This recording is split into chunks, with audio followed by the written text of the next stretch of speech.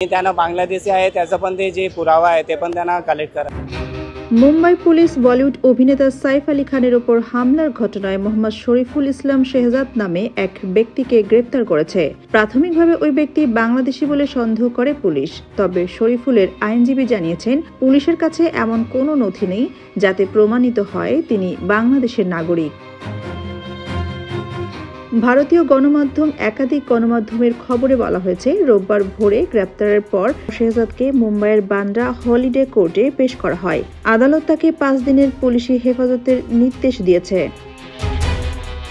এর আগে মুম্বাই পুলিশের ডেপুটি কমিশনার দীক্ষিত গেদাম বলেন, 16 অক্টোবর রাত 2টার দিকে সাইফ আলী খানের বাড়িতে ঢুকে তার উপর হামলা করা হয়। এই ঘটনায় এফআইআর দায়ের করা হয় এবং এক অভিযুক্তকে গ্রেপ্তার করা হয়েছে। নাম মোহাম্মদ শরীফুল ইসলাম শেহজাদ, বয়স 30 বছর। সে ডাকাতির উদ্দেশ্যে অভিনেতার বাড়িতে ঢুকেছিল। শরীফুলের বাংলাদেশের নাগরিকত্ব প্রসঙ্গে পুলিশ বলেন, প্রাথমিকভাবে তারা যে প্রমাণ পেয়েছে তাতে মনে হচ্ছে সে বাংলাদেশের নাগরিক। তার কাছে ভারতে থাকার কোনো বৈধ নথিপত্র নাই।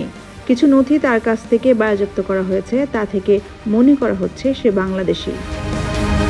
এদিকে মুম্বাই পুলিশের বাংলাদেশি তথ্য খারিজ করে অভিযুক্ত মোহাম্মদ শরীফুল ইসলাম শেহজাদের আইনজীবী দীনেশ প্রজাপতি বলেন, পুলিশ যে প্রমাণের ভিত্তিতে তার হেফাজত চেয়েছে তা যথেষ্ট নয়। সে যে বাংলাদেশি নাগরিক তার সমর্থনে পুলিশ কোনো তথ্য প্রমাণ পেশ করতে পারেনি। আদালত তাকে 5 দিনের পুলিশি হেফাজতের নির্দেশ দিয়েছে। শরীফুলের আরেক আইনজীবী সন্দীপ সেখানে বলেন, প্রথমত সাইফ আলী খান কখনো এমন কোনো বিবৃতি দেননি যাতে বাংলাদেশ বা বিশ্বের অন্য কোনো দেশ তার জীবনের জন্য বিপজ্জনক হয়ে উঠতে পারে। তার কোনো আন্তর্জাতিক মামলা নেই। পুলিশ বিষয়টিকে ঘুরিয়ে দিয়েছে।